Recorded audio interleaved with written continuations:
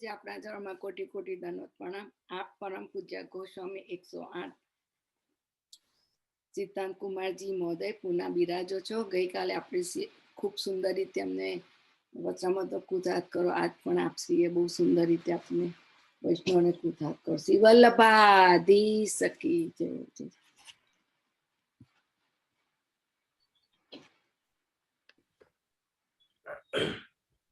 અવાજ આવે છે? આજે છે.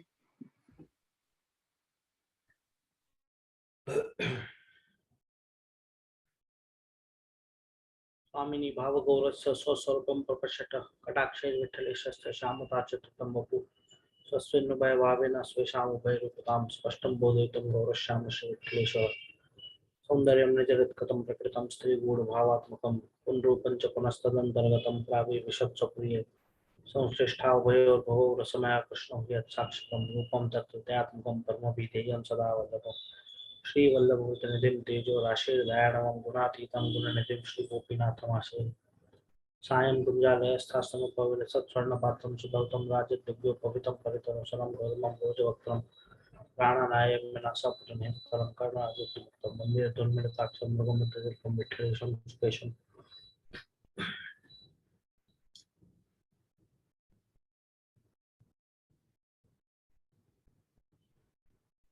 प्रभु कृपा से और प्रभु चरण श्री गोपीनाथ जी की कृपा से साधन दीपिका आपसी द्वारा रचित ग्रंथ अपन देख रहे हैं। कल अपन ने 33 श्लोक तक ये ग्रंथ देखे। छेला श्लोक जो अपन ने देखा उसमें आपसी आज्ञा कर रहे हैं कि श्राद्धानि चोत्तमान्येव वैश्वदेवं च देवकम हरे प्रसादतः कुर्यात् ततस्तृप्तिर अनुत्तम। अर्थात आपने इस श्लोक में ये बताया अपने घर में कोई श्राद्ध, अन्य देव की पूजन, किसी भी कार्य से, कोई शुभ कार्य से अपने घर में हो रही हो तो उन सब में जो है भगवत प्रसादी सामग्री का उपयोग करें, जिससे कि पितृ, अन्य देव, वैश्वदेव इत्यादि इन सबको तृप्ति प्राप्त हो।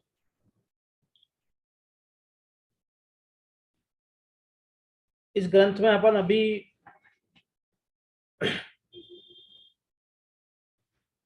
पिछले मतलब कल के सत्र में अपन ने सप्तदा जो भक्ति के प्रकार हैं वो देखे।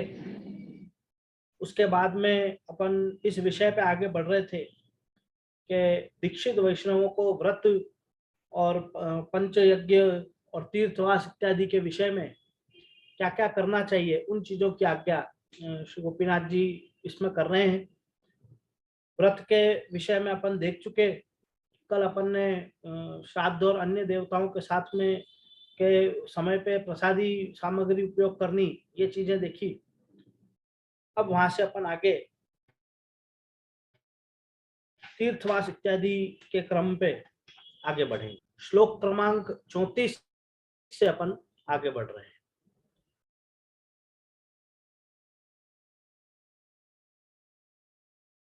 चौंतीसवें श्लोक में आप आज्ञा कर रहे हैं, प्रसाद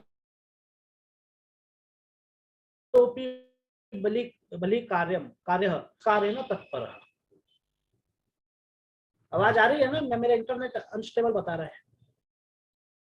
हाँ, आ रही है।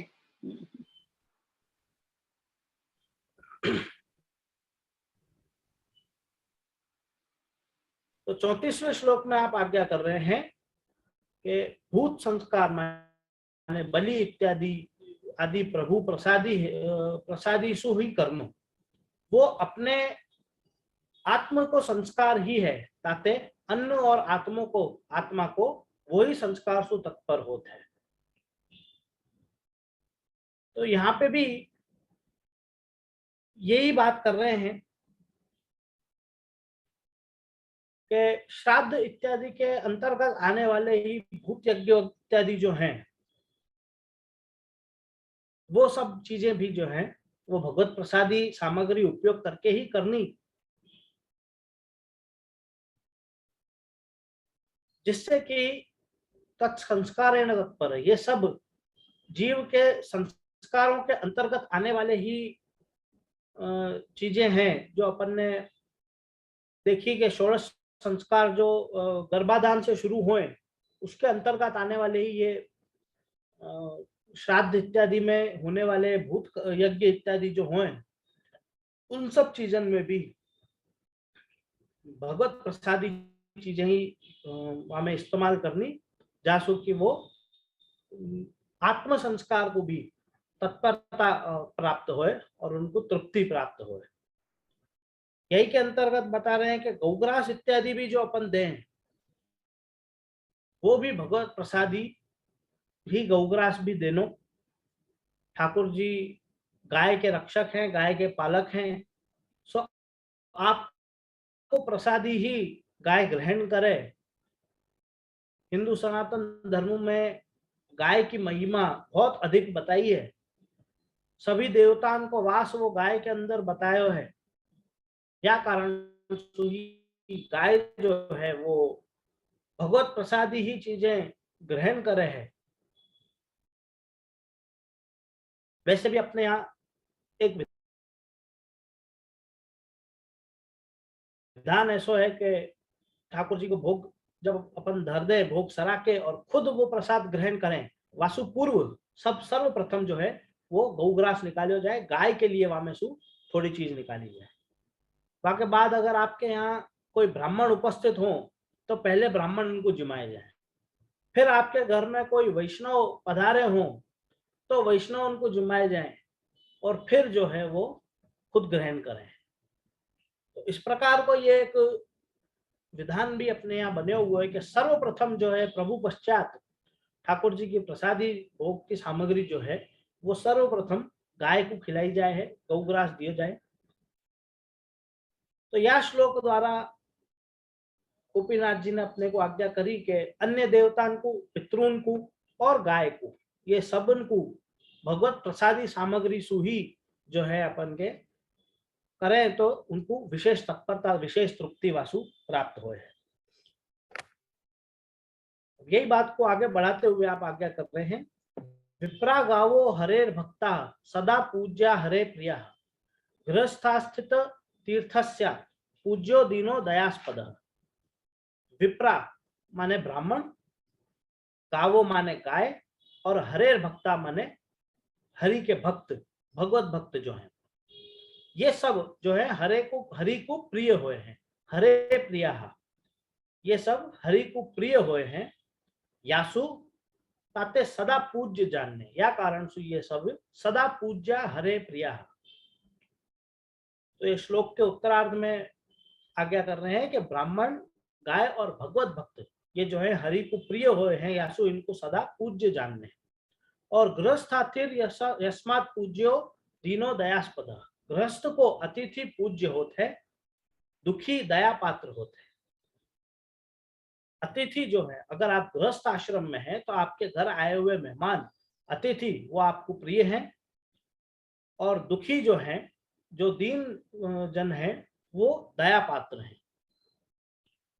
पूर्व के श्लोक में भी अपन ने यह विषय में थोड़ी चर्चा करी कि सर्वप्रथम गाय, फिर ब्राह्मण, फिर आपके घर पधारे हुए वैष्णव, अतिथि, और यदि कोई दीन इत्यादि भी आपके वहां पे उपलब्ध हो, कोई आपको ऐसा दीन दिख जाए कभी, तो वो भी सब जो हैं वो आपके दया पात्र हैं और उनके आपको पहले भगवत प्रसाद उनको दे के और फिर अपन के ग्रहण करना।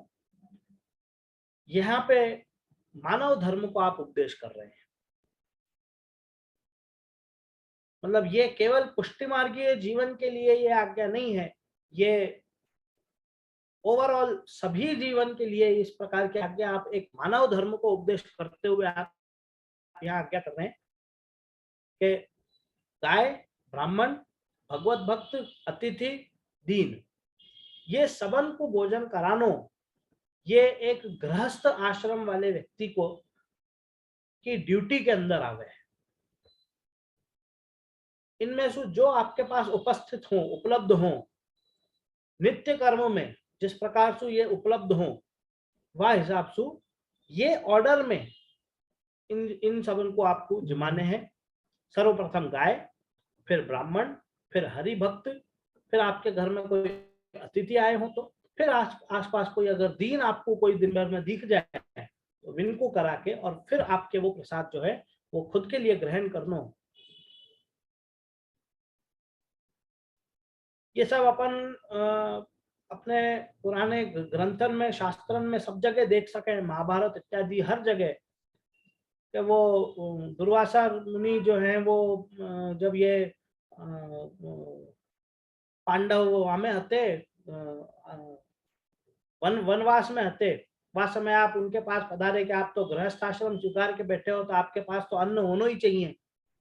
तो ये गृहस्थन को धर्म बने हैं, घर में इतनो अनाज सदा विराजनो चाहिए कि कोई अतिथि कभी आ जावे तो वो भूखे पेट अपन वाकू, खाली हाथ अपन वाकू वापस नहीं लौटावे।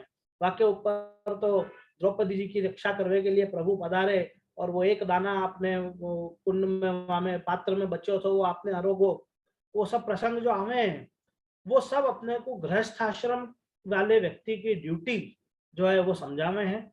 ये अपने अपनो कर्तव्य बने हैं गृहस्थ आश्रम में होते हुए कि अपने घर में सदा इतना अनाज विराजनो चाहिए और सदा इतनी रसोई होनी चाहिए कि अपन खुद भगवत प्रसाद ग्रहण करें वाके पहले ये सब जनन को अपन जिमा सकें। ये एक गृहस्थ आश्रम वाले व्यक्ति को कर्तव्य बने।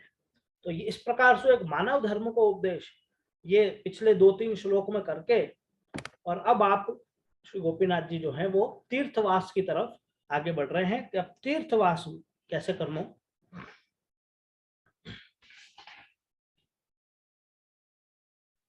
अब अगला श्लोक आप आज्ञा कर रहे हैं, जगन्नाथे द्वारिकायाम श्रीरंगे व्रजमंडले यत्र पूजा प्रवाह स्यात् तत्र तिष्ठेच्च तत्परः।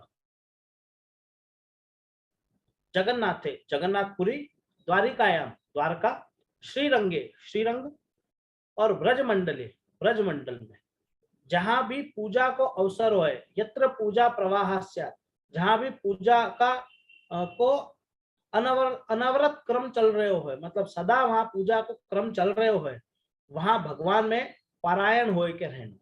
तत्र तिष्ठेच तत्पर, वहां भगवत में पारायण होए के, भगवान में पारायण होए के रहना। इसी प्रकार से साधन तत्वार्दीप निबंध में भी श्री आचार्य चरण इस प्रकार को ही एक श्लोक आज्ञा करे हैं कि जगन्नाथे विठ्ठले च श्रीरंगे वेंकटे तथा यत्र पूजा प्रवाह से तत्र तिष्ठे च तत्पर। इसी प्रकार की आज्ञा वहां पे श्री आचार्य चरण कर रहे हैं, वैसी ही आज्ञा यहाँ पे श्री गोपीनाथ जी भी कर रहे हैं कि वहां पे आपने जगन्नाथे मतलब जगन्नाथपुरी, विठ्ठले माने श्री पंढरपुर में विराजते श्री विठ्ठलनाथ जी, श्रीरंगे श्रीरंगम, और वेंकटे वेंकटे माने बालाजी, तिरुपति बालाजी, ये चार की श्री आचार्य चरण ने आज्ञा करी। बाकी जगह पे यहाँ पे गोपीनाथ जी, जगन्नाथ जी और श्रीरंग जी तो ले ही रहे हैं, पर श्री विठ्ठलनाथ जी और वेंकटेश इनके जगह पे आप द्वारिकायाम और ब्रजमंडल को उल्लेख कर रहे हैं। तो ये दो चीज यहाँ पे और आप श्री ने जोड़ी। अब या को अपन देखें तो जगन्नाथ जी जो हैं वो कलयुग के प्रधान देवता हैं। कली काल में अगर कोई प्रधान देवता भूतल पे विराज रहे हो सर्वत्र, मतलब ये खाली अपन यहाँ पुष्टि मार्गी की बात नहीं कर रहे हैं, सनातन धर्म की अंतर्गत आने वाले सबन के लिए बात कर रहे हैं। पुष्टि मार्गीय जीवन के लिए तो सदा ही कोई भी काल में, चाहे कलयुग हो या सतयुग हो, कोई भी युग हो, श्रीनाथ जी ही अपने लिए जो है वो प्रधान देवता रहेंगे। पर यहाँ पे जनरलाइज एक स्टेटमेंट दिए जा रहे हो, सभी जगह की, सभी सनातन धर्म के अंतर्गत आए वाले लोगों के लिए कह रहे हैं। और अपने पुष्टि मार्गीय जीवन के लिए भी जगन्नाथ जी को एक विशेष स्थान तो विराजे ही है। तो वाक्य अंतर्गत बता रहे हैं कि जगन्नाथ जी जो हैं वो कलयुग के प्रधान देवता है।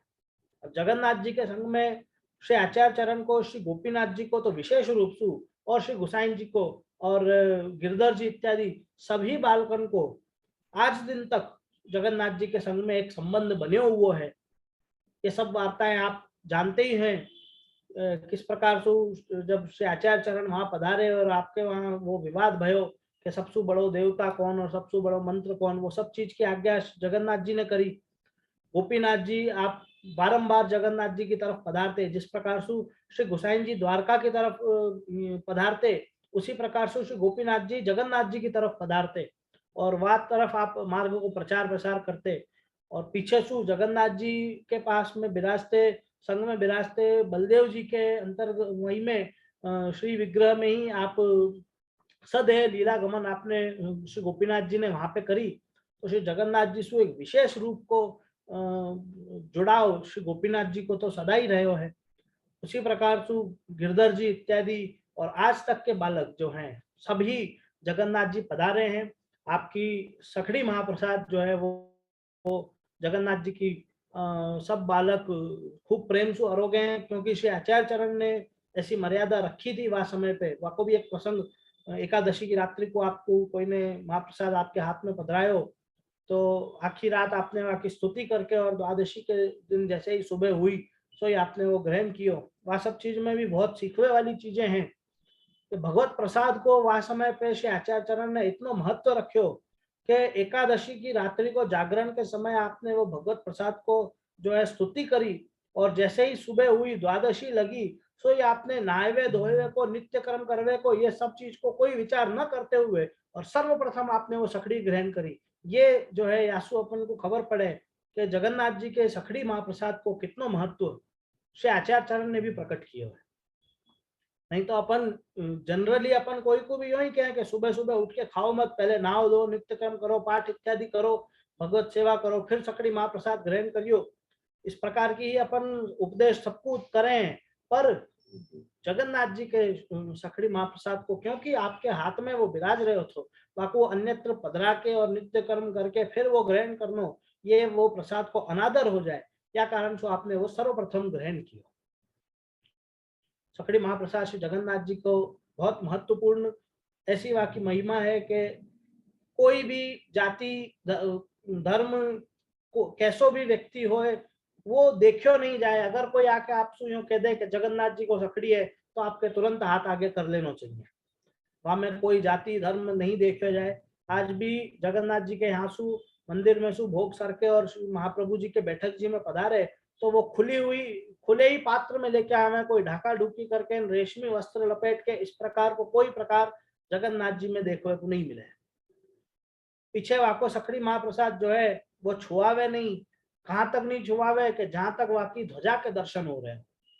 जगन्नाथ जी के पूरी मठ सु पुरी के क्षेत्र से आप बाहर निकलो, मंदिर से आप बाहर निकलो, तो जहां तक आपको वाके ध्वजा के दर्शन होते रहे, मंदिर के कलश के ध्वजा के दर्शन होते रहे, वहां तक वो सखड़ी महाप्रसाद छुआवे नहीं है। आप खुले पात्र में किसी भी प्रकार से वो सखड़ी महाप्रसाद ग्रहण कर सको। वहां से अगर बाहर ले जाना हो तो वाकू फिर रेशमी इत्यादि करवे को जो क्रम जो है वो नड़े है। बाकी जगन्नाथ जी को सखड़ी महाप्रसाद ध्वजा के दर्शन होवे तक। अब तो खैर शहर इतनो आजू बाजू फैल गया है कि अब बहुत ज्यादा दूर तक ध्वजा के दर्शन नहीं हुए, बाकी कोई काल में तो बहुत दूर दूर तक ध्वजा के दर्शन होते, तो वहां तक जो है सखड़ी महाप्रसाद नहीं छुआती। ये जगन्नाथ जी के सखड़ी को महत्व है। और उसी प्रकार उतना ही महत्व कलयुग में जगन्नाथ जी आपको स्वयं को भी है। विष्णु को ही अवतार, श्री कृष्ण को ही स्वरूप के रूप से आप वहां विराज रहे हैं, और जगन्नाथ हैं, वो जग के नाथ हैं, पूरे विश्व के पूरे जग के आप नाथ हैं। तो यह कारण से जो है वो कलयुग के जो प्रधान देवता अगर कोई हो तो वो आप श्री जगन्नाथ जी। उसी प्रकार से बद्रीनाथ जी जो हैं वो सतयुग के प्रधान देवता हैं। श्रीरंग और वेंकटेश, श्रीरंग जी जो साउथ इंडिया में श्रीरंगम में विराजे वो श्रीरंग जी, और वेंकटेश जी माने तिरुपति बालाजी, ये जो हैं दोनों देवता ये त्रेता के प्रधान देवता है। बालाजी की भी अपने यहाँ पे विशेष उनको भी महत्व है। पुष्टि मार्गीय वैष्णव के लिए भी, हम बालकन के लिए तो थोड़ा सा ज्यादा महत्व है क्योंकि वो हमारे कुल देवता गिने जाए हैं। तो वह हिसाब से श्री आचार्य चरण के पितृचरण आप जो है वो वेंकटेश में बालाजी में आप विलीन हो गए, वहां पे आप सदैव जिला पधारे। तो उन सब कारणों से बालाजी के भी अपने यहाँ पे एक विशेष आग्रह है। उसी प्रकार से श्रीरंग जी, बद्रीनाथ जी, ये सभी जगह पे वार्ता प्रसंगन के अनुसार, बैठक चरित्र के अनुसार, वल्लभ दिग्विजय इत्यादि संप्रदाय कल्पद्रुम, कहीं कहीं ना कहीं आपको श्री आचार्य चरण ये जगह पे पधारे हैं। बद्रीनाथ जी के संग में, श्रीरंग जी के संग में आपके कोई ना कोई प्रसंग है। ये चीज अपने को कोई ना कोई इतिहास ग्रंथ में अपने को जरूर उपलब्ध हो जावे है। या कारण जहां जहां पे श्री आचार्य चरण पधारे, आपने वहां जाके पुष्टि को प्रचार कियो, या पुष्टि जीवन को आपने वहां पे शरण लिए, या वो बद्रीनाथ इत्यादि सब जो तीर्थ स्थल हैं उन सबन को आपने स्नात करे, वो सब जगह पे अपन के भी जावे को विधान है। सब जगह अपन श्री आचार्य चरण के संबंध सु जाए सके। तो यह हिसाब से श्रीरंग जी और श्री वेंकट बालाजी ये दोनों त्रेता के प्रधान देवता हैं। और द्वारकाधीश जी, द्वारका में विराजते श्री द्वारकाधीश जी और विठलनाथ जी, ये दोनों दोनों जो हैं ये द्वापर युग के प्रधान देवता हैं। अब द्वारकाधीश जी के विषय में भी एक बहुत समझ में लायक बात यह है, पुष्टि मार्गीय जीवन के लिए द्वारका माने बेट द्वारका होए है। जगत द्वारका, जगत मंदिर जो आज वहां द्वारका में उपलब्ध है, वो पुष्टि मार्गीयन के लिए मंदिर नहीं है, वो मायावादीन को मंदिर है। वहां आप देखो द्वारकाधीश जी भले नीचे विराज रहे हो, ऊपर के फ्लोर पे, वहां पे फर्स्ट फ्लोर पे उनने माया को ही पधराए हैं, वो देवी को ही स्थापन कियो है। वहां आप लोगन को कोई जावे भी नहीं देगो, जब तक कि आप ये चीज साबित नहीं करोगे कि हम मायावादी हैं, तब तक वो आपको ऊपर भी नहीं चढ़वे देंगे। तो बेट द्वारका जो है वो मूलत है अपने लिए। श्री गोसाइन जी को भी वार्ता प्रसंग में जहां जहां भी उल्लेख आवे कि श्री गोसाइन जी द्वारका पधारे, वहां सब जगह पे आप बेट द्वारका ही पधार रहे हैं। श्री आचार्य चरण ने जो द्वारकाधीश जी को पधरा के और वहां वो मंदिर को क्रम चालू किया, वो भी सब श्री बेट द्वारका की बात है। बाद में कुछ कारण सर वो वहां पे सेवा को क्रम बंद हो गया, तो फिर पंचम कुमार श्री रघुनाथ जी आप वहां पधार के पुनः वो वहां को सेवा को क्रम द्वारकाधीश जी को चालू कियो। श्रीमद् भागवत की उत्तरार्ध की जो लीला है, जब मथुरा के लिए श्री ठाकुर जी ब्रजमंडल से पधारे, वहां से आगे की जो लीला है, वो सब लीला को स्वरूप जो है वो आप श्री द्वारकाधीश जी को है। जो सो आप बेट द्वारका में विराज रहे हैं। श्री रघुनाथ जी द्वारा वहां पे पुनः सेवा को क्रम जब चालू हुआ, तब से वहां पुष्टि मर्यादा दोनों प्रकार से सेवा चल रही है। मतलब मिश्र सेवा को क्रम वहां चले हैं। तो पुष्टि मार्गीय जीवन के लिए जो है वो बेट द्वारका, अगर आप द्वारका जा रहे हो तो आपको बेट द्वारका जाने को आग्रह रखना है। आप द्वारका नहीं जाओ और केवल बेट द्वारका जाओ तो भी चले। और इस प्रकार से ये चीज विशेष ध्यान रखेगी कि अपने लिए बेट द्वारका को विशेष महत्व है, द्वारका को नहीं है। तो वहां यहाँ पे जो द्वारका की बात या श्लोक में कर रहे हैं, वो भी बेट द्वारका में विराज से श्री द्वारकाधीश की ही बात कर रहे हैं। इस प्रकार से वो श्री द्वारकाधीश जी और श्री विठलनाथ जी जो हैं ये द्वापर के प्रधान देवता हैं। और वैसे ही ब्रजमंडल की बात यहाँ पे आई, तो ब्रजमंडल में जब श्रीनाथ जी विराजते और सातों निधि वहां विराजते, तो पुष्टि जीवन के लिए तो वो बहुत अधिक महत्व रखते ही। और आज भी चाहे वहां पे श्रीनाथ जी और सातों निधि नहीं विराज रहे हो, फिर भी अपने लिए तो ब्रज को उतना ही महत्व है। पर अन्य जो वर्ग है, पुष्टि के इतर जो वर्ग है, उन लोगों के लिए भी ब्रज को अधिक महत्व है, क्योंकि वहाँ केशव राय जी, दाऊ जी इत्यादि, श्री गिरिराज जी, श्री यमुना जी, ये सब स्वरूप तो वैसे भी विराज ही रहे हैं। तो यह प्रकार से ब्रज को जो अधिक महत्व है, ये सब जगह पे कहा यहाँ आज्ञा कर रहे हैं, तत्र तत्र तिष्ठे च तत्पर, वहां पे भगवत भक्ति में तत्पर होके, भगवान में तत्परता रख के वहां पे वास करना। तो पूरी ब्रज यात्रा, यमुना जी, गिरिराज जी को पूजन, ये सब चीजें जो है ये ब्रज मंडल के अंतर्गत आएगी।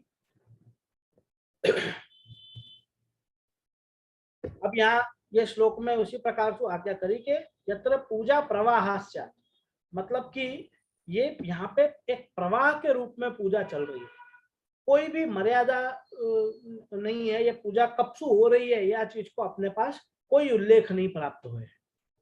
आप देखो, कोई आपको पूछे कि जगन्नाथ जी कब से विराज रहे हैं, बद्रीनाथ जी कब से विराज रहे हैं, तो या को कोई एक स्पेसिफिक डेट, एक लोकेशन वाको वो कोई मतलब टाइम स्टैम्प जो है वो आपको कोई ग्रंथ में, कोई शास्त्र में नहीं उपलब्ध होएगा। वहां सब जगह अपने को यही मालूम होगी कि ये त्रेता युग सु विराज रहे, ये द्वापर युग सु विराज रहे। अब exact date, exact time stamp यहाँ पे ये सब स्थानन पे उपलब्ध नहीं हुए हैं। यासु यहाँ पे कही कि यहाँ पे प्रवाहसु पूजा चल रही है नॉन स्टॉप। कोई कोई समय सु, कौन से समय सु वो कोई को ज्ञात नहीं है, पर बहुत कोई पुराने समय से यहाँ पे एक प्रवाह रूपी सेवा चल रही है और आगे भी इसी प्रकार से प्रभु कृपा से और आपकी इच्छा से चलती रहेगी। तो ये सब चीज तीर्थन पे जाके और वास करनो। कब वास करनो, यहाँ पे एक रीडिंग बिटवीन द लाइंस की बात है कि यहाँ पे जाके वास करने की क्यों आज्ञा कर रहे हैं, या कारण आज्ञा कर रहे हैं कि अगर आप खुद के घर में भगवत सेवा नहीं कर सकते हो, आपके घर में ठाकुर जी अगर नहीं विराज रहे हो, तो आपको इन तीर्थ स्थानन पे जाके और भगवत भक्ति में तत्पर होके रहना चाहिए।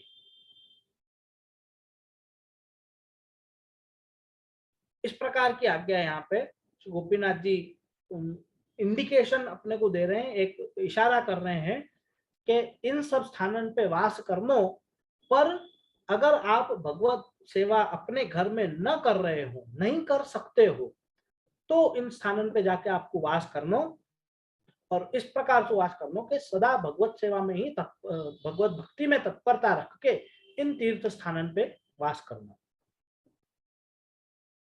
ये तीर्थ स्थान के विषय में यहाँ पे आज्ञा करके, और अब अगले श्लोक में आप आज्ञा कर रहे हैं, गंगादितीर्थ वर्येषु यथा चित्तम न दुष्यति श्रवणाद्यै भजे देवम श्री भागवत तत्पर।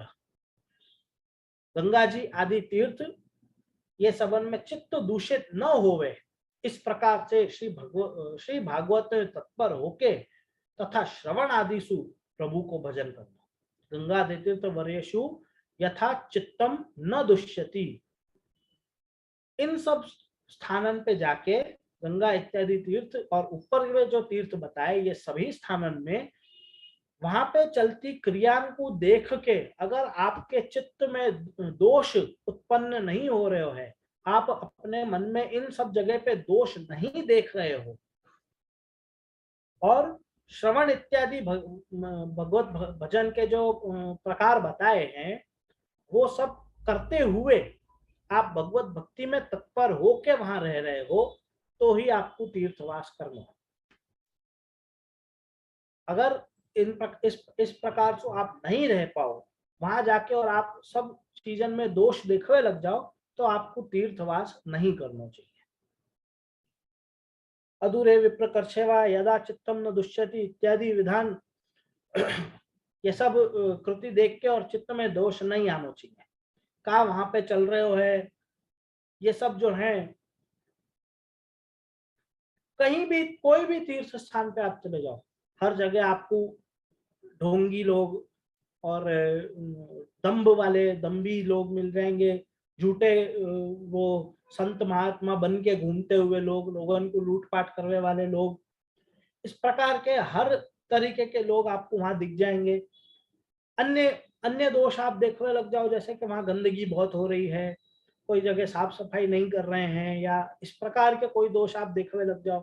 इस प्रकार के कोई भी दोष देखने के लिए आप तीर्थ स्थानन पे नहीं जा रहे हो। अगर आप वहां वास करवे जा रहे हो तो आप वहां भगवत भक्ति करवे जा रहे हो, ये विचार दिमाग में रख के अपने मन में रख के और फिर आप वहां रह सकते हो, तो ही आपको तीर्थवास करना चाहिए, अन्यथा तीर्थवास आपके नहीं करना। ये यहाँ पे गोपीनाथ जी आज्ञा कर रहे हैं। तो कोई भी प्रकार को दोष अपने चित्त में न आतो है तो ही तीर्थ स्थानन पे रहना। जगन्नाथ जी से लेके और यहाँ पे गंगा इत्यादि तीर्थन की भी सब जगह की आज्ञा श्री आचार्य चरण ने और श्री गोपीनाथ जी ने दोनों ने अलग अलग ग्रंथन में करी है। तो ये चीजन को मन में ध्यान रखते हुए तीर्थवास अपन के करना चाहिए। तो ये यहाँ तक के श्लोकन में अपन ने तीर्थवास, व्रत और अन्य देव पूजन इत्यादि ये सब चीजन को क्या विधान है वो सब चीज अपन ने देखी और समझी। अब यहाँ से आगे जो है अपन ने ग्रंथ की कल जो शुरुआत करी थी, तो वहां में अपन ने भक्त के जो क्या करनो, वैष्णव होवे के बाद में कंठी धारण करनी, तिलक लगानो, और फिर वाके बाद में तीर्थ स्थान इत्यादि पे सब जगह पे क्या करनो, ये सब चीजें देखी। ये सब अपने को भक्ति की तरफ ले जाए वाले जो हैं वो रास्ता श्री गोपीनाथ जी ने अपने को बताए। अब जो है आगे के श्लोकन में आप भक्ति के लक्षण बताएंगे। भक्ति जो है वाक्य लक्षण क्या क्या होने चाहिए, या भक्त जो है आप कौन कौन से व्यक्ति को देख के आपको ये लगे कि हाँ ये भक्त है, वाक्य लक्षण जो है वो अब इनको आगे के श्लोकन में श्री गोपीनाथ जी आज्ञा करेंगे।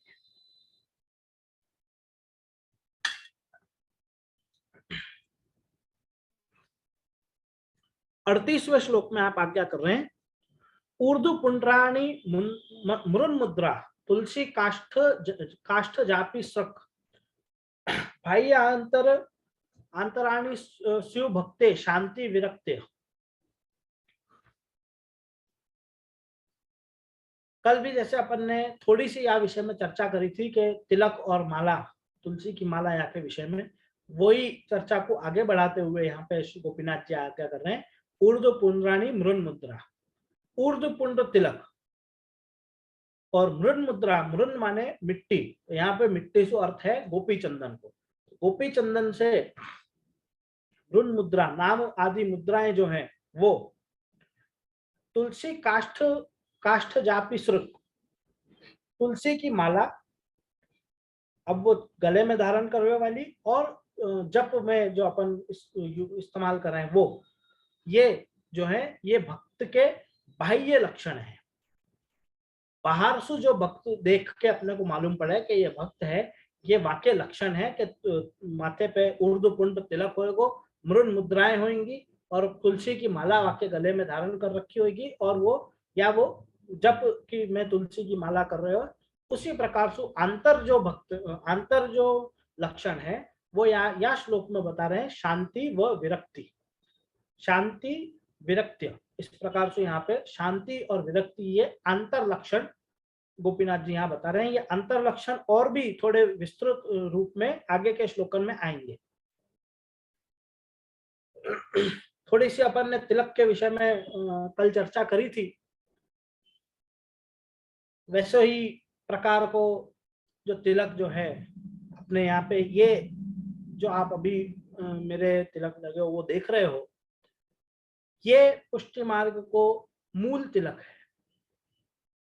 दो डंडा पैरेलल, ऊर्ध्वपुंड दोनों पैरेलल चलेंगे। ये इस प्रकार से वी आकार में तिलक नहीं हुए हैं, वो यू में ही तिलक हुए, पैरेलल दोनों चलेंगे और ये नीचे से जो है ये जुड़े हुए रहेंगे। भगवत चरणारविंद के चिन्ह के रूप में आप ठाकुर जी को चरणारविंद यहाँ पधराए हुए, वाके आधार रूप में ये जो है ये तिलक लगे हैं।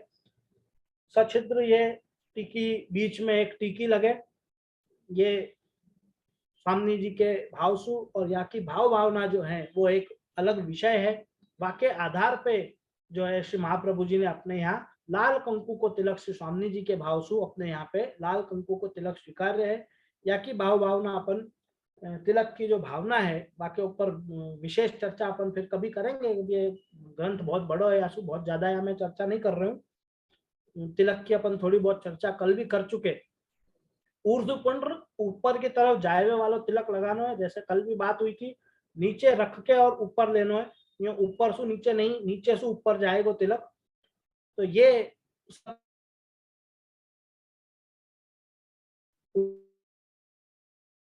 हो गई। तो ये तिलक के विषय में ध्यान रखने वाली। यासु अतिरिक्त अगर कोई भी प्रकार को तिलक आपको अन्य कोई बालक या कोई और वैष्णव लगाते हुए दिखे, भावना के बल सु वो उस प्रकार को तिलक धारण कर रहे हैं। बाकी मूल संप्रदाय को जो तिलक है वो बस खाली ये इतना ही है, या के अलावा और कोई भी प्रकार की चीजें तिलक के अंदर आपको दिखें तो वो आप सब जो हैं वो अपने स्वरूप के बल सु और अपनी कोई विशेष भावना सु जो है वो इस प्रकार को तिलक लगा रहे हैं। पुष्टि मार्गीय वैष्णव को चिन्ह रूपी जो आइडेंटिटी के रूपी जो तिलक है वो इतनो ही लगे है। अब मृण मुद्रा, गोपी चंदन जो है अपने को गोपी तालाब सु, श्री कुंड में सु, ये सब जगह सु जो मिट्टी प्राप्त है, जो वाकु जो है वो मृण गोपी चंदन के हैं। वह गोपी चंदन को जो है मुद्राएं लगेंगी। 6 मुद्राएं अपने यहाँ पे मान्य है। हिंदू सनातन धर्म में 5 मुद्रा मान्य है। अपने यहाँ एक अधिक मुद्रा पुष्टि मार्गी मुद्रा जो है वो भावना के रूप से और श्री आचार्य चरण के आग्रह से जोड़ी गई है। शंख, चक्र, गदा और पद्म और नाम मुद्रा। नाम मुद्रा में आवे है ओम नमो नारायणाय नमः, ये लिखो हुआ आवे। ये 5 मुद्राएं जो है वो सर्वत्र जो है वो मान्य है। वाक्य अलावा की एक छठी मुद्रा जो है संप्रदाय मुद्रा, जामे श्री गोपीजन वल्लभाय नमः ये लिखो हो। इस प्रकार की 6 मुद्राएं जो हैं वो लगे हैं। आपने कई बालकन को और कई तादृशी वैष्णव को इस प्रकार की मुद्राएं लगाते हुए देखो होगा। श्री मस्तक पे यहाँ तिलक के बीच में वो मुद्राएं लगे, वाके अलावा बाहु पे, स्कंद पे और यहाँ पे और ऐसे सब जगह पे नाभि से ऊपर के भाग में ये सब मुद्राएं जो हैं वो शास्त्र के विधान अनुसार लगे। द्वादश तिलक जो हुए हैं वो याके व्यतिरिक्त 11 तिलक पूरे श्रीअंग पे और हुए, ये सब मुद्रा सहित हुए हैं।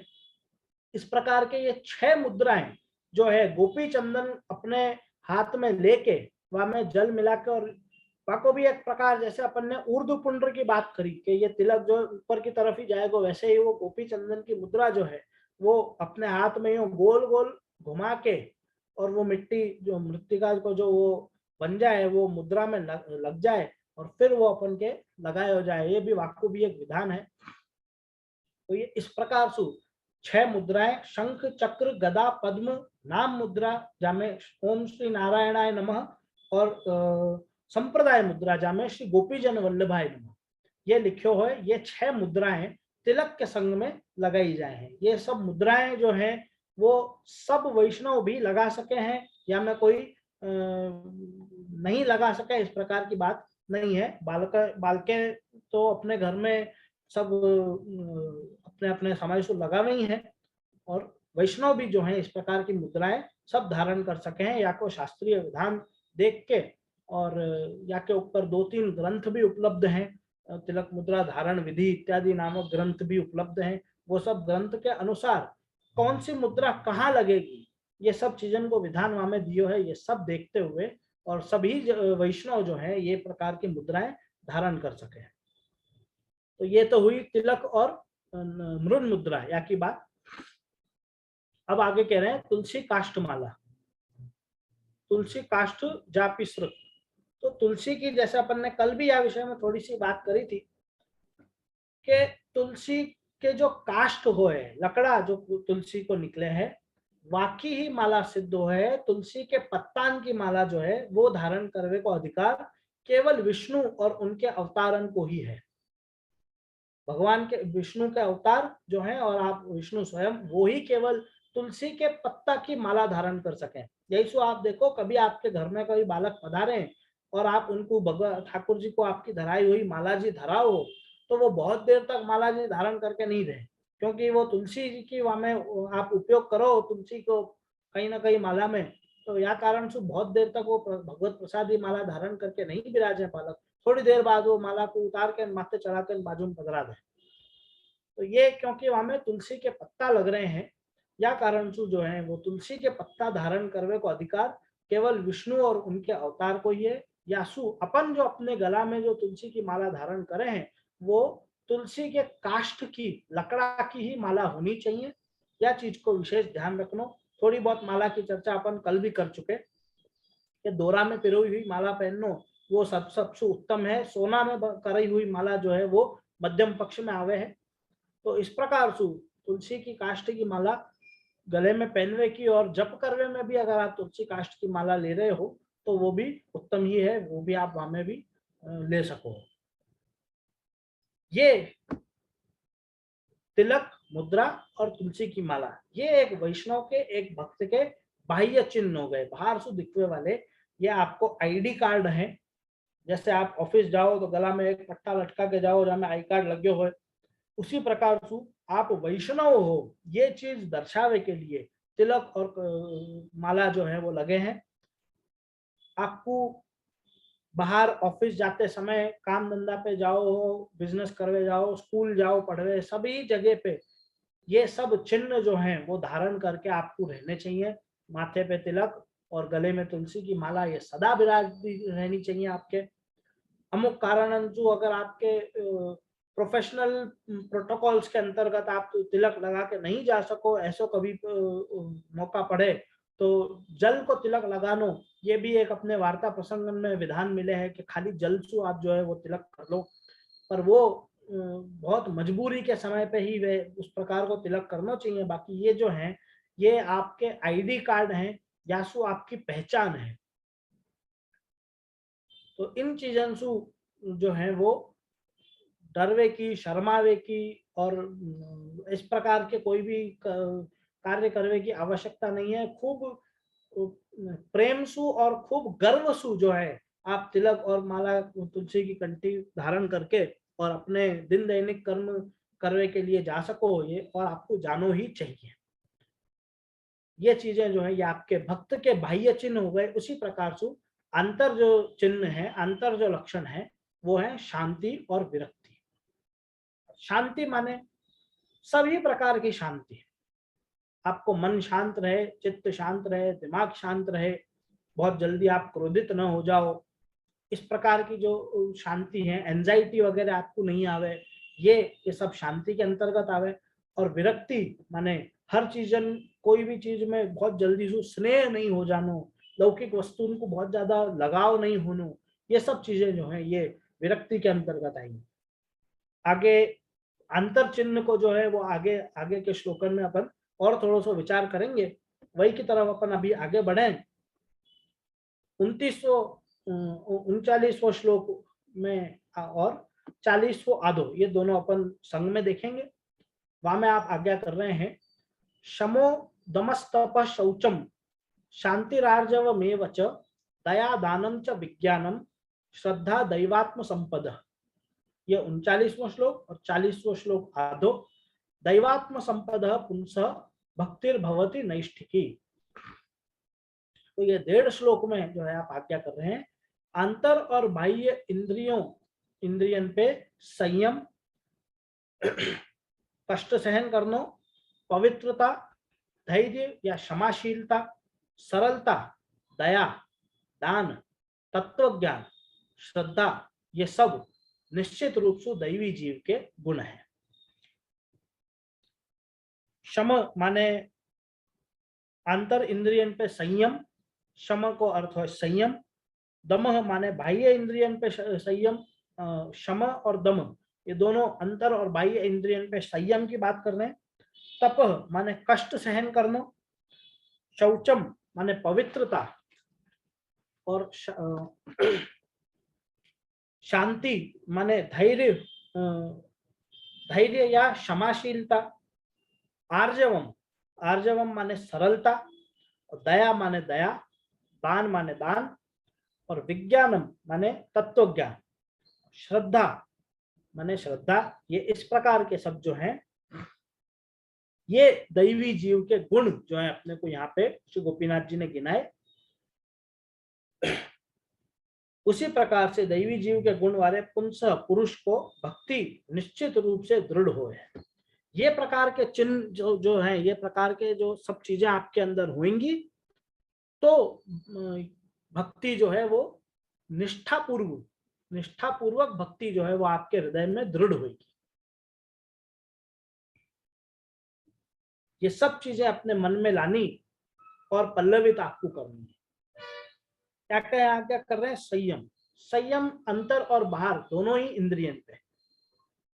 आपके बाह्य इंद्रिय माने ये आंख, नाक, कान, ये सब चीजें बाह्य इंद्रिय में आ गई।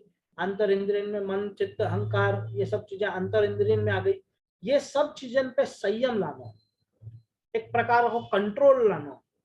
एक सेंस ऑफ सेटिस्फैक्शन लाना, ये सब चीजें जो हैं ये संयम के अंतर्गत आएंगी। कष्ट सहन करना, तप, कष्ट सहन करना, माने आचार्य चरण की जिस प्रकार की आज्ञा है कि त्रिदुख सैनम धैर्यम, इसी प्रकार वही के अंतर्गत ये सब चीजें यहाँ आएंगी कि कष्ट सहन करना। आपको अंतर इंद्रियन में, बाह्य इंद्रियन में किसी प्रकार को कष्ट हो रहे हो, उन सब चीजों को सहन करना। शौचम, पवित्रता, पवित्रता के विषय में अब मैंने पिछले 2 साल से बहुत ज्यादा बोलना बंद कर दियो है, क्योंकि कोरोना ने सबन को सब प्रकार की पवित्रता सिखाई दी है। फिर भी आंतरिक पवित्रता जो है वाके विषय में थोड़ा सा विशेष ध्यान देके और अपने मन की पवित्रता करनी, ये सब चीजें, ये जो लोभ मोह मत्सर इत्यादि ये सब चीजों को दूर करवे सु आंतरिक पवित्रता आपके अंदर आएगी। वैसे ही धैर्य, अब यहाँ पे जो है वो शांति, शांति शब्द आपने लियो एक, तो शांति शब्द को अर्थ धैर्य या क्षमाशीलता, ये दोनों ही तो रूप से अपन ले सकें। धैर्य माने धीरज, आपके अंदर एक पेशेंस को डेवलप करना वो, और क्षमाशीलता माने कोई के माफ कर देवे की जो भावना है, क्षमा कर देवे की जो भावना है, टू लेट गो की जो भावना है, वो क्षमाशीलता में आएगी। सरलता, आर्जवम माने सरलता, आपको स्वभाव जो है बहुत सरल हो, आपको दिनचर्या जो है, आपको रहन सहन जो है वो बहुत सरल हो। दया, दान, और वहां के बाद में विज्ञानम, विज्ञानम से आप आज्ञा कर रहे हैं तत्व ज्ञान, तत्व ज्ञान का अर्थ है ठाकुर जी कौन है, आपको क्या महत्व है, आपको महात्म ज्ञान क्या है, वाकई विषय में थोड़ी बहुत जानकारी भी अगर आप प्राप्त करने की शुरुआत कर दो, और थोड़ा बहुत प्रभु कृपा से और आपके गुरु के आशीर्वाद से वो सब चीजें आपके अंदर आवे लग जाएंगी, ये सब, और श्रद्धा, इस प्रकार के गुण जो हैं वो भगवत भक्त के अंतर गुण जो है यहाँ पे गोपीनाथ जी ने गिनाए। और वाक्य बाद में आपने एक आज्ञा करी कि दैवात्म संपदा पुंस भक्तिर भवती नैष्ठिकी, 40वें श्लोक में जो आधे श्लोक में आप आज्ञा कर रहे हैं कि ये सब गुण जो हैं एक भक्त के अंदर जब होंगे तो निष्ठा पूर्वक भक्ति जो है वो भक्त के अंदर आएगी। अब निष्ठा पूर्वक भक्ति के क्या हो है, निष्ठा पूर्वक भक्ति माने बहुत दृढ़ भक्ति, और एक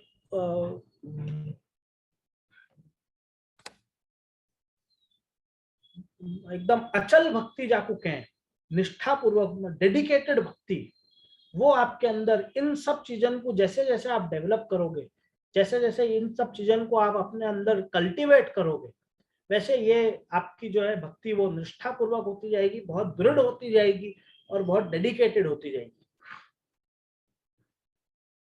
वो यहाँ पे आज्ञा करके, और आगे के श्लोक में अब अपन आगे बढ़ रहे हैं, तो 40वां श्लोक आधो अपन ने ऊपर लियो और आधो यहाँ देखें तो वहां में आप आज्ञा कर रहे हैं यया सर्वात्म भावाख्या परा सिद्धि स्वयं भवे, ऐसी दृढ़ निष्ठा वाली भक्ति सु सर्वात्म भाव जो है वो आपको स्वयं ही सिद्ध हो। पहले अपन को 39वें श्लोक में आपने सब गुण गिनाए कि भक्ति के, भक्त के गुण क्या होने चाहिए, वह गुण सो आपको बताया कि निष्ठा पूर्वक भक्ति आपके अंदर जो है वो आएगी। और अब ये निष्ठा पूर्वक भक्ति से क्या प्राप्त होएगा, वहां को फल आपको क्या प्राप्त होएगा, तो वाके लिए यहाँ बता रहे हैं कि सर्वात्म भावाख्या परा सिद्धि स्वयं भवे। सर्वात्म भावाख्या माने सर्वात्म भाव के नाम से जानी जावे वाली भक्ति जो है वो आपके हृदय में आपको वो स्वयं ही सिद्ध होगी। अब सर्वात्म भाव ये एक बहुत ही बड़ो विषय है, जाके लिए अपन को एक सत्र अलग से ही पूरा लेना पड़े। बहुत सरल और एक ही लाइन में अपन सर्वात्म भाव को एक ही वाको पर्सपेक्टिव देखते हुए अगर अपन देखें तो सब ही चीजन में समान भाव या सब ही चीजन में प्रभु को भाव रखनो, सर्वम खलु इदम ब्रह्म वाली जो बात है वो भावना अपने हृदय में आ जानी, सभी चीजन में, सभी पात्रन में, सभी जगह अपने को प्रभु को ही दर्शन होने, ये हो जाएगा सर्वात्म भाव। सब जगह केवल और केवल प्रभु ही दिख रहे हैं, आपको ही अनुसंधान हो रहा है, आपके अलावा और कोई चीज अपने को नहीं दिख रही है, ये हो वह है सर्वात्म भाव। ये बहुत सरल शब्दों में ये एक बहुत गहन विषय है, या के ऊपर और विशेष रूप से चर्चा करने लायक चीज है ये, पर समय की मर्यादा और अपन यहाँ ग्रंथ पे अपना मूल विषय जो है वो सर्वात्म भाव न होने के कारण या चीज को खाली अपन छू के और आगे बढ़े, तो ये जो गुण, भक्त के गुण अपने को बाह्य और अंतर चिन्ह जो है वो अपने को दिखा के, और श्री गोपीनाथ जी ने आज्ञा करी कि यासु आपके हृदय में जो है वो भक्ति दृढ़ रूप से, निष्ठा रूप से भक्ति आपके हृदय में आएगी, और वह भक्ति से जो आपको फल प्राप्त हो वो ये है कि सर्वात्म भाव आपको स्वयं सिद्ध हो। वाके लिए आपको कोई विशेष रूप से एफर्ट अलग से लगाने की जरूरत नहीं है। जो ऊपर जो चीजें बताई वो चीजें जैसे जैसे आपके अंदर कल्टीवेट होती जाएगी, वैसे वैसे स्वयं ही आपको सर्वात्म भाव की सिद्धि होगी। अलग सुबह के लिए या के अतिरिक्त और कोई एफर्ट्स करने की जरूरत नहीं।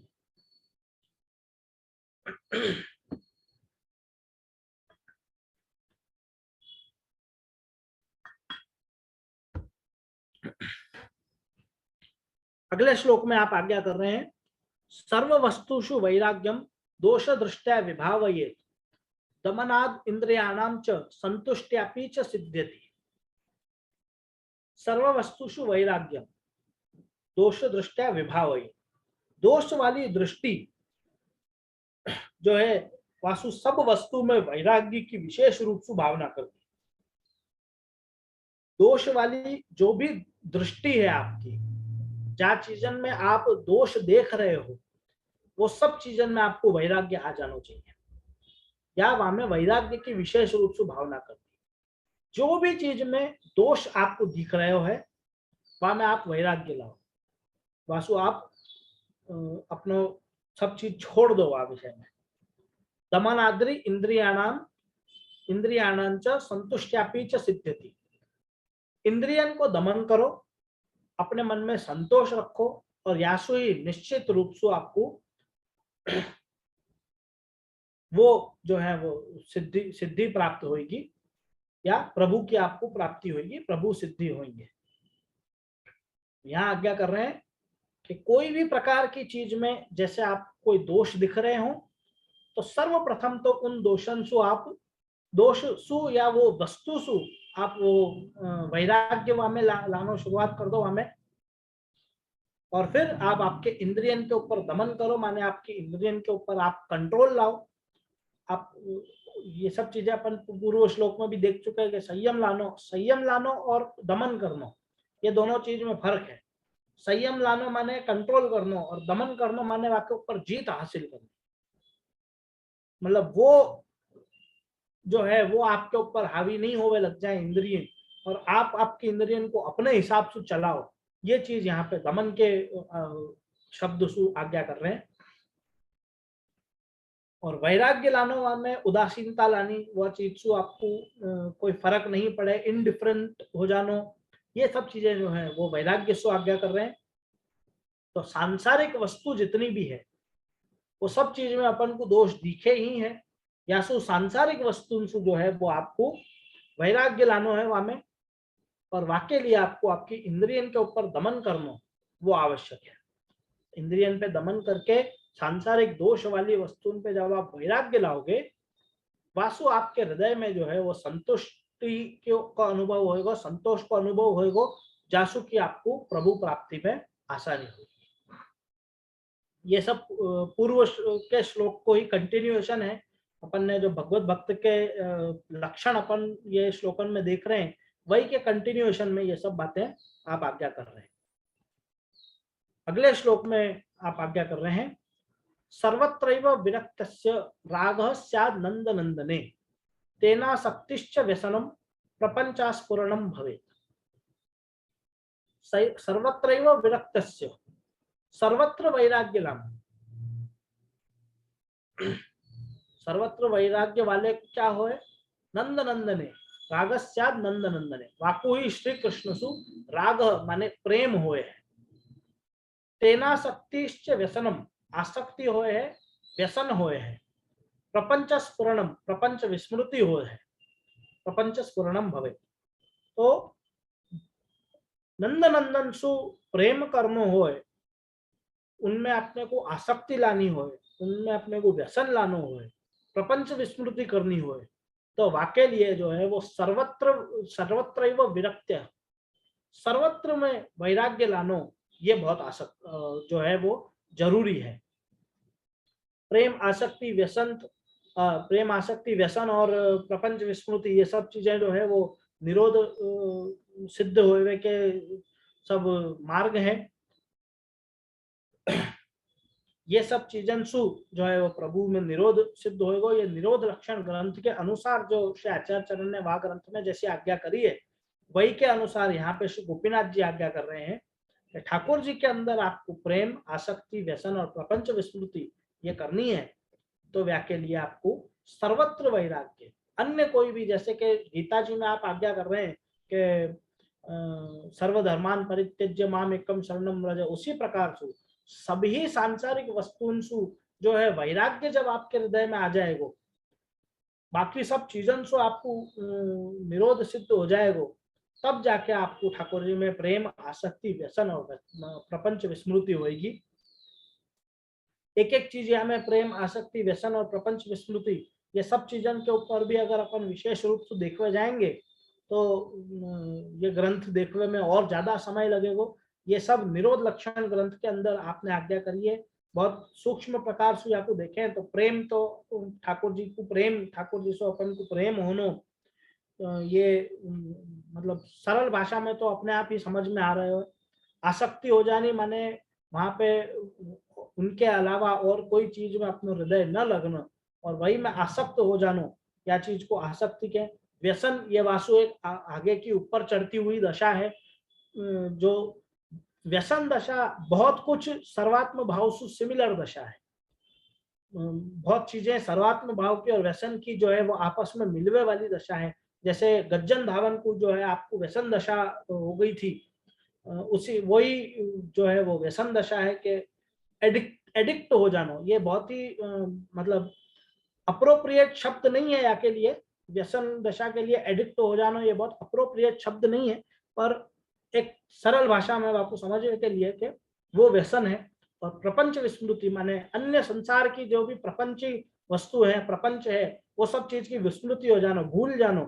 मैं या संसार में मैं कौन हूँ क्या हूँ वो सब चीजें भूल जानो, और खाली मैं भगवत भक्त हूँ और ठाकुर जी के लिए ही मेरा सेवा करने के लिए, भक्ति करने के लिए ही मेरा जन्म है, इतना चीज ध्यान रखना अपने हृदय में आ जाए, और बाकी पूरे संसार में प्रपंच विस्मृति अपने को भूल जाए। अपन विस्मृति माने भूल जाना, प्रपंच को भूल जाना, ये जो है ये दशा आ जानी। तो ये 4 स्टेजेस हैं, ये 4 स्टेजेस जब आप क्रॉस करो तो आपको ठाकुर जी निरोध सिद्ध हो जाए है।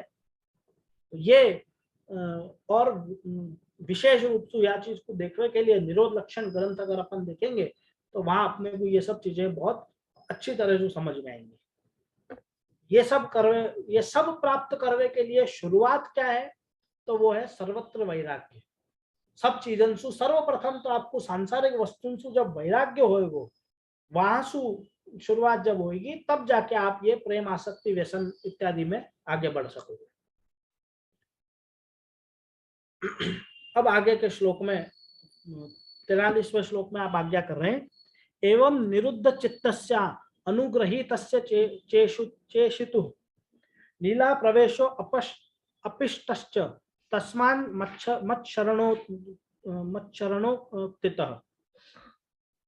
मच्छरणोक्तितः। तो या प्रकार से ईश्वर की कृपा वाले और निरुद्ध चित्त वाले को, निरुद्ध चित्तस्य गृहीतस्य न चेशितु, इस प्रकार से ईश्वर की कृपा वाले और निरुद्ध चित्त वाले को तस्मान मत शरणो, ये जो है वो कहीं कोट दे रहे हैं गोपीनाथ जी कि मैं शरण हूं, तस्मान मत शरणो, इस उक्ति से, तस्मात् मत शरणोक्तितः या उक्ति से भगवत लीला में प्रवेश होते हैं। ये जो ठाकुर जी की उक्ति के अनुसार जो बात है,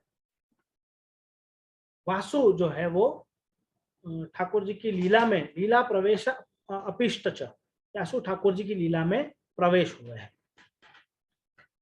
ऊपर बताए हुए सब चीज जब भगवत भक्त करवे लग जाए, पिछले 3-4 श्लोकन में जो चीजें आज्ञा करी, बाह्य अंतर जो लक्षण जो भक्त के बताए, वो सभी चीजें जब अपन करवे लग जाएं, तो वासु विशेष रूप से प्रभु की कृपा अपने ऊपर हुए है और चित्त में जो है वो निरुद्ध चित्त अपना हो जाए, चित्त में निरोध जब आ जाए, वाक्य कारण भगवत लीला में प्रवेश होनो, ये तस्मान मत शरणो, जो ये कहाँ सु है ये वाक्य, आपको अपन देखेंगे तो वह उक्ति के अनुसार जो है भगवत भक्ति में अपने को, भगवत लीला में अपने को प्रवेश जो है वो बहुत आसान हो जाए। तो ये जो उक्ति है तस्मात् मत शरणो इत्यादि आगे की जो उक्ति है, ये गोवर्धन लीला के प्रभु को वाक्य है। गोवर्धन लीला के समय पे श्रीमद् भागवत में सु हुई, आपने ये वाक्य को यहाँ पे उदाहरण दिया है गोपीनाथ जी ने। तस्मान मत शरणम गोष्ठ्यम मन नाथम मत परिग्रहम गोपा ये स्वात्म योगेन नित्यम में व्रत वास्तित। ये जो पूर्व वाक्य जो है श्री ठाकुर जी को जो श्लोक वो है, यहाँ पे आपकी उक्ति जो है वो ये पूर्व वाक्य ये है। तो ये हमें आप ये आज्ञा कर रहे हैं कि ये सब जो है ये मेरे शरण में आए हैं। तस्मात् मत शरणम गोष्ठ्यम, ये सब जो है ये मेरी शरण में आए हैं। मन नाथम मन परिग्रहम, मैं इनको नाथ हूं और ये मोको ही प्राप्त करना चाह रहे हैं। मन नाथम मन परिग्रहम गोपा ये स्वात्म योगे न नित्यम में व्रत वास्तित। ये जो है ये मेरे ही व्रत में स्थित है, मेरे ही व्रत में ये स्थित है, तो इनको रक्षा करनो ये मेरो ही कार्य बने है। ये पूर्व वाक्य में ठाकुर जी गोवर्धन लीला के समय पे आपने आज्ञा करी। ये सब जीव जो हैं ये मेरी शरण में आए हैं, ये मोको ही प्राप्त करना चाह रहे हैं, मैं ही इनको नाथ हूं और ये मेरे ही व्रत में माने मेरे ही सेवा में भक्ति में वही में ये स्थित हैं। यासु इनकी रक्षा करना जो है वो मेरो कार्य है।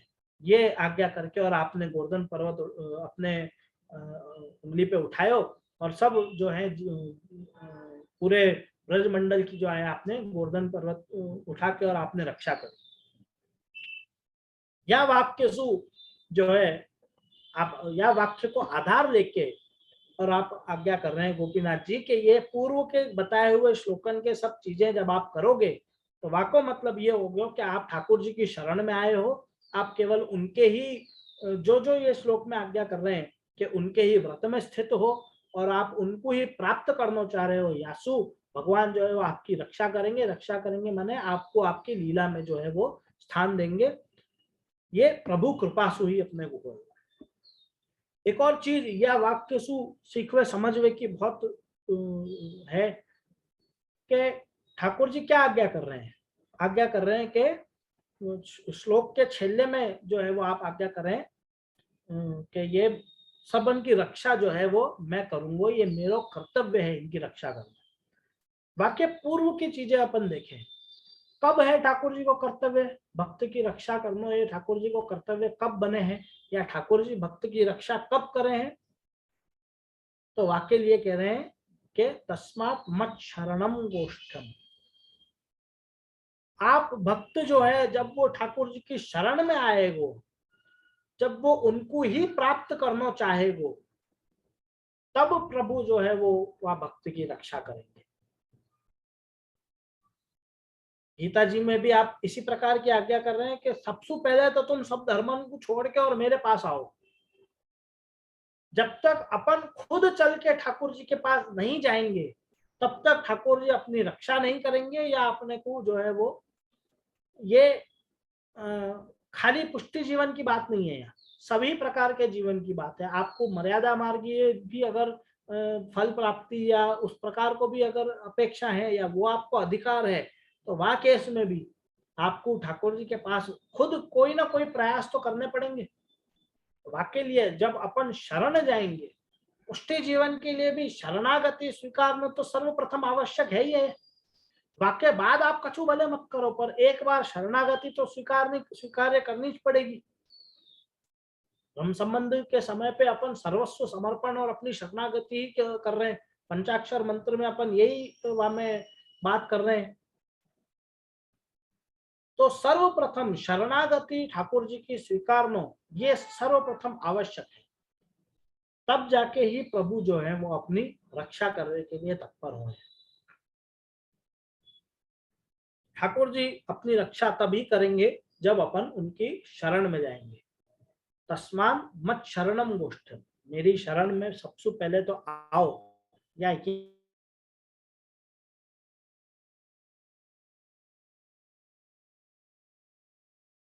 ये मेरी शरण में है, या अब आगे के श्लोक में आज्ञा कर रहे हैं, न पापम स करोत्येव प्रमादे त्वाशु निष्कृति अज्ञात स्खलितानां च हरिरेव परागति।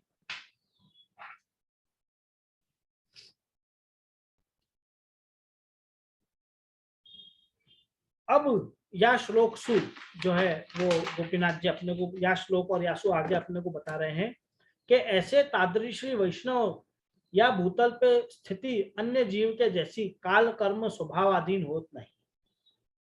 इस प्रकार के पूर्व में बताए हुए तादृशी वैष्णव जो होंगे उनकी स्थिति या उनको जो गति है वो बाकी के अन्य प्रवाही जीवन के जैसी नहीं होगी। वो चाहे कैसो भी कार्य करें, कैसे भी काल में करें, और उनको कैसो भी स्वभाव होए, तो ये सब चीजें जो इस प्रकार के जो भगवत भक्त होंगे उनको अन्य जीवन के जैसे उनकी स्थिति या उनकी गति नहीं होगी। ये आगे के कुछ श्लोकन में अपने को गोपीनाथ जी समझाएंगे। वहां में आप आज्ञा कर रहे हैं, न पापम स करोत्येव प्रमादे प्रमादे त्याशु निष्कृति अज्ञात स्खलितानां च हरिरेव परागति। भगवदीय जो है वो कभी भी पाप कर्म नहीं करता। न पापम करोत्येव, भगवदीय जन जो है वो पाप कर्म जो है वो कभी नहीं करेंगे। और अज्ञात स्खलितानाम, अज्ञानतासु जो कभी उनसे पाप हो भी जाए तो भी हरिरेव परागति, शीघ्रतासु वासु वो छूट जावे हैं, क्योंकि हरि ही उनकी अंतिम गति है। क्योंकि वो हरि में ही जो है वो ही उनको उपाय है, ठाकुर जी ही उनको उपाय हैं। और यासु प्रभु उनको उन सब चीजों से जो है वो आसानी सु और जल्दी वह पाप सु छुटकारा दिला दे हैं। अगर गलती सु कोई उनसे पाप कर्म हो भी जाए तो भी भगवदीय को इस प्रकार से प्रभु उनके संग में जो है पक्षपात करें, यो कह लो आप, तो भी चले। तो ऊपर बताए हुए तादृशी जन जो है, सबसे पहली बात तो ये कही कि ये लोग कभी पाप कर्म करेंगे ही नहीं। अब ये पाप कर्म में आप कोई भी चीज ले लो, दंभ, लोभ, मोह, मद इत्यादि ये सब चीजें आप वामे ले लो, या कोई गुनाह उनने कर दियो, कोई क्राइम कमिट कर दियो, वो चीजें ले लो, या ठाकुर जी को कोई अपराध कभी हो गयो उनसु, भगवत अपराध हो गयो, भक्त अपराध हो गयो, वैष्णव अपराध हो गयो, गुरु को अपराध हो गयो, इस प्रकार की कोई भी चीजें ले लो। ये सब चीजें सर्वप्रथम तो जानबूझ के स्वेच्छा सु भगवत भक्त कभी करेगो ही नहीं। सबसे पहली तो आपने ये आज्ञा कर दी। फिर भी अगर भूल सु, न चाहते हुए, गलती सु, अज्ञानता में उनसु इस प्रकार के कोई पाप कर्म हो भी जाएंगे तो भी, क्योंकि वो ठाकुर जी की शरण में है, क्योंकि उनने शरणागति स्वीकारी है, और क्योंकि वो ऊपर बताए हुए सब प्रकार के चिन्ह वाले भगवत भक्त हैं, तो ठाकुर जी उनको बहुत जल्द वो पाप कर्मों से दूर कर देंगे और आप उनके ऊपर कृपा करेंगे। अब यहां में सेवा में हुए वाले अपराध जो हैं, वासु अपन के डरनो नहीं, ये कहने को तात्पर्य नहीं है। यहाँ बाकी सब अपराध को अपन एक घड़ी बाजू में रखें, तो केवल सेवा में अपने से जो भूल चूक हो जाए, कभी कोई ठाकुर जी को अपराध पड़ जाए, वह चीजन सु डरनो नहीं, ये कहने को तात्पर्य यहाँ नहीं है। उन चीजों को भय तो हृदय में सदा रखनो कि हमारी वजह से ठाकुर जी को कोई प्रकार को अपराध नहीं हो जाए, या चीज को भय तो जो है वो सदा रखना। अब यहाँ में भय रखने को क्या तात्पर्य है? जैसे आप में से कई लोग जो हैं वो यहाँ पे आपके खुद के बच्चाए हुए होंगे, आपके खुद खुद आप माँ या बाप हो, नहीं भी हो तो आपने कभी कहीं ना कहीं कोई ना कोई बच्चा की देख रेख, भले थोड़े से समय के लिए ही सही, आधा पौन घंटा के लिए ही सही, पर कभी ना कभी कोई ना कोई बच्चा की देख रेख करी हुई थी। वह सबके दरमियान बच्चा को आपकी वजह से कोई तकलीफ हो जाए, वाको वाकी देख संभाल रखते हो समय पे वाको कभी कछु लग जाए, आप खाना वाकू खवा रहे हो तो वह समय पे जो है वो अधिक गर्म आपने खावा दियो, या इस प्रकार के कोई भी चीजें जो है बच्चा की देख रेख करते समय आपसे कभी गलती हो जाए, तो क्या वास्तव में आपके दिमाग में ये डर रहे कि ये मेरे से क्राइम हो गयो, ये मेरे से गुनाह हो गयो, या के लिए ये मेरे मेरे को कोई पुलिस में कंप्लेन कर देगो, इस प्रकार को डर आपके दिमाग में वास्तव में नहीं रहे। वास्तव में आपके दिमाग में क्या डर रहे, अरे यासु बच्चा को तकलीफ हुई, यासु बच्चा को कोई ना कोई प्रकार को श्रम पड़ेगा, वैसो डर जो है ठाकुर जी की सेवा करते समय पे अपने को अपने अपने मन में रखना चाहिए। ये डर नहीं रखना चाहिए कि ये मेरे से अपराध हो गयो, या का अपराध की वजह से मेरी गति क्या होगी, क्या मैं ये पुनः पुनः मरण जीवन के वहां में पड़ जाऊंगा, या मेरे कोई आप या को कोई दोष मुझको लगेगो, इस प्रकार को डर वह समय पे नहीं रखते हुए, और मेरे ये अपराध की वजह से, मेरे कोई कार्य की वजह से ठाकुर जी को श्रम पड़ेगा, इस प्रकार डर आपको हृदय में रखना। ये चीज यहाँ पे समझिए कि जब आप इस प्रकार को भय हृदय में रखोगे तो प्रभु आपको शीघ्र ही वासित्सु व अपराध से जो है वो छुटकारा देंगे, और वासु आपको आगे बढ़ा के और आपके ऊपर कृपा दृष्टि का रखेंगे। तो एक बालक की देखभाल करते समय पे जो डर आपके मन में रहे, उस प्रकार को डर जो है वो ठाकुर जी की सेवा करते समय आपके मन में रहना चाहिए कि मेरे कोई भी कार्य की वजह से जो है वो ठाकुर जी को श्रम न पड़े। अब यहाँ में और भी जो प्रकार के जो पाप कर्म हैं, वो सब चीज के लिए शास्त्र में जो है पश्चाताप को विधान तो है ही, प्रायश्चित को विधान तो है ही, और प्रायश्चित जो है वो पश्चाताप के लिए प्रायश्चित है। ये एक चीज ध्यान रखनी कि अगर आप सो कभी कोई भूल चूक सो कोई गलती हो भी गई है, पर आपके हृदय में वह चीज को कोई पश्चाताप ही नहीं है, तो फिर वह को प्रायश्चित करने को भी कोई अर्थ नहीं है।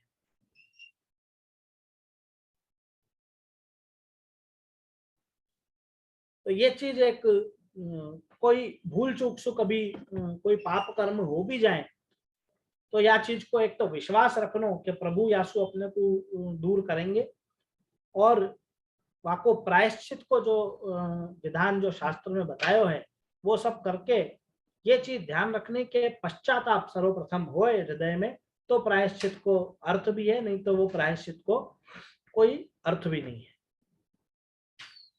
सर्वप्रथम तो भगवत भक्त करे नहीं, भूल सु हो जाए तो भी ठाकुर जी उनको वाचित सु जल्दी मुक्त करें, ये या श्लोक में बता के, और अब आगे के श्लोक में आप आज्ञा कर रहे हैं, हरिर भक्ता भक्ता भक्ता प्राधेषु दयैव प्रसीदति, दोषेषु न गतिस्तस्मात् दोषान संपरिवर्जयेत्। भक्त जो अपराध में, दोष में या अन्य कोई उपाय न होने से दोष का संपूर्ण रूप से छोड़कर हरि की दया से ही प्रसन्न होते हैं, ऐसा विश्वास रखना। भक्त सु कभी कोई अपराध हो जाए या दोष हो भी जाए, और वह दोष सु बचने के लिए आपके पास और कोई उपाय नहीं है, और संपूर्ण रूप से तो वाक्य में क्या करना, संपूर्ण रूप से वह दोष को छोड़ के और ठाकुर जी की शरण में जानो, तो वैसु जो प्रभु आपके ऊपर दया करेंगे, वैसु वो प्रभु आपसे प्रसन्न भी होंगे। यह चीज को विश्वास जो है वो आपके हृदय में रखना। तो कोई भी प्रकार का अपराध हो भी जाए पूर्व श्लोक की कंटिन्यूएशन में आज्ञा कर रहे हैं कि कोई भी प्रकार को अपराध हो भी जाए तो भी ठाकुर जी की भक्ति ही वहां को उपाय है। यासु व दोष को त्याग करके और हरि की शरण में जानो, ये ही अपने पास एकमात्र उपाय है। ठाकुर जी अपने ऊपर दया करेंगे और फिर सु अपने ऊपर प्रसन्न होंगे, ऐसो विश्वास जो है वो प्रभु के चरणारविंद में सदा रखनो। ये यहाँ पे गोपीनाथ जी ये दोनों श्लोक पिछले श्लोक के कंटिन्यूएशन में आज्ञा करते हुए कह रहे हैं,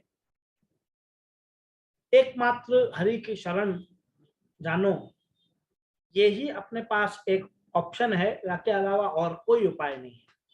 कृष्ण एव गतिर्मम, जो कृष्णाश्रय ग्रंथ में, पूरे ग्रंथ में श्री आचार्य चरण यही बता रहे हैं, कुछ भी चीज हो जाए कृष्ण एव गतिर्मम, ये हो जाए कृष्ण एव गतिर्मम, वो हो जाए कृष्ण एव गतिर्मम, सभी चीजन में एकमात्र ठाकुर जी की शरण में जानो और वो ही अपने ऊपर दया दृष्टि विचारेंगे और अपने ऊपर प्रसन्न होंगे।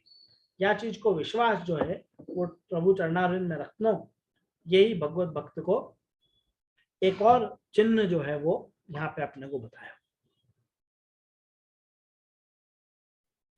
अब आगे के श्लोक में आप आज्ञा कर रहे हैं, अशून्य दिवसा याम मुहूर्त घटिका लवा भगवत भजन कार्य संसारासक्तिरन्यथा।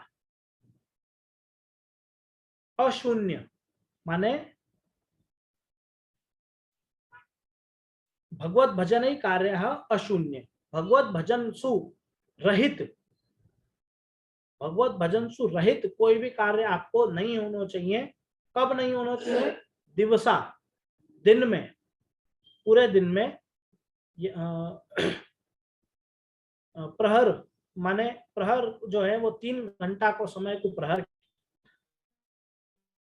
प्रहर दिवसा प्रहर, मुहूर्त घटिका और लवा, मुहूर्त माने 48 मिनट को जो समय है वाको मुहूर्त के, घटिका माने 24 मिनट के समय को घटिका के, और लवा माने क्षण, एक क्षण को जो है वो लवा के। तो दिन, प्रहर, मुहूर्त, घटिका, लवा, कोई भी समय पे भगवत भजन रहित जो है वो आप नहीं होने चाहिए। अशून्य, भगवत भजन रहित आप नहीं होने चाहिए। अगर आप हो जाओ हो तो संसार आसक्ति अन्यथा, तो अगर आप ये हो जाओगे तो संसार आसक्ति ही आपको आएगी। जैसे कि वो गाय के सिंगड़ा के ऊपर राई को दाना वाला जो प्रसंग है, वहां में श्री आचार्य चरण आज्ञा करें कि राई को दाना जो है वो गाय के सिंगड़ा के ऊपर टिक जाए, इतनी देर भी अगर आपने भगवत स्मरण भूल गए तो आपको असुर आवेश हो गया। इस प्रकार की आज्ञा वह प्रसंग में से आचार्य चरण कर रहे हैं, वैसी ही आज्ञा यहाँ पे जो श्री गोपीनाथ जी कर रहे हैं कि एक क्षण मात्र भी अगर आपके हृदय से जो है वो भगवत भजन से आप दूर रहो तो संसार आसक्ति आपको होनी ही है। अब अपन जो है वो साधन दशा में है, अपन फल दशा में नहीं पहुंचे हैं। फल दशा कब होगी ये आपने कैसे मालूम पड़ेगा अपन फल दशा में? तो ठाकुर जी जब स्वयं अपने से कोई प्रकार की आज्ञा करें, अपने से बात करने लग जाएं तो अपन फल दशा में पहुंचे। ये समझो, ये बहुत सरल शब्दन में अपन या चीज को समझना चाहें तो या कारण से अपन अभी साधन दशा में, ठाकुर जी की सेवा, भजन, भक्ति इत्यादि अपन कर रहे हैं, ये सब साधन दशा के कार्य हैं। और साधन दशा में जो है वो संसार आसक्ति यह सबसे बड़ो नुकसानकारक चीज है। साधन दशा में सबसे ज्यादा आपको नड़वे वाली वस्तु अगर कोई होए तो वो संसार आसक्ति है। संसार में कोई भी प्रकार की आसक्ति रहनो, ये आपको सबसे ज्यादा नुकसानकारक चीज साधन दशा में। तथा सर्वात्मना नित्यम श्री कृष्ण शरणम मम स्थेयम इत्यादि जो आज्ञा वहां पे आप कर रहे हैं नवरत्न ग्रंथ में और वहां में, तो वहां पे भी आप यही आज्ञा कर रहे हैं कि सदा सर्वदा श्री कृष्ण शरणम मम, ये ही अपने को करते रहना है।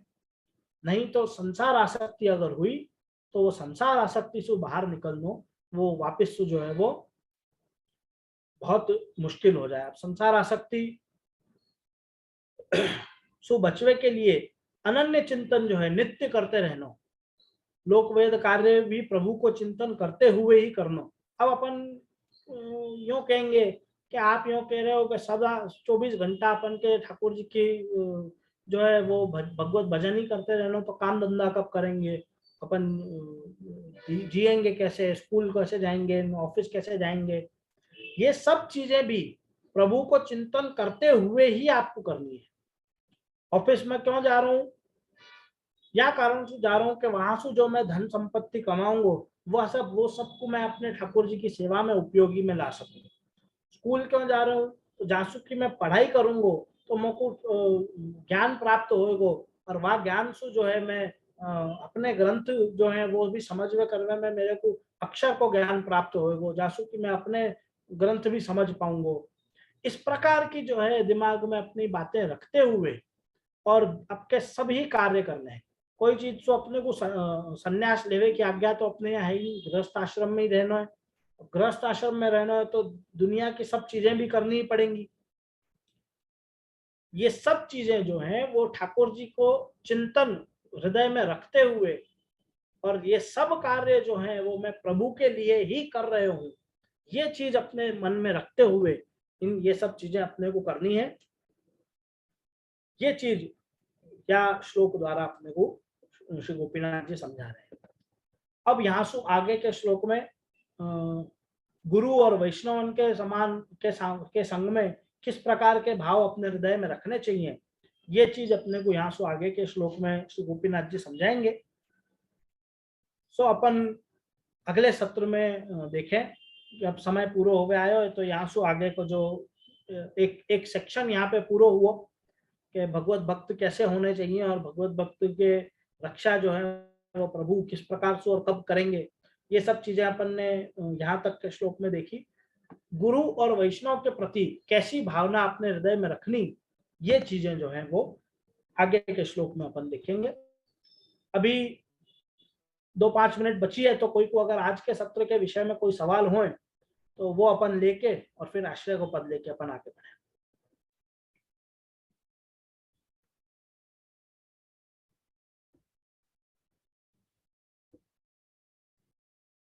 फेसबुक बंद कर दूं तेजस्वी?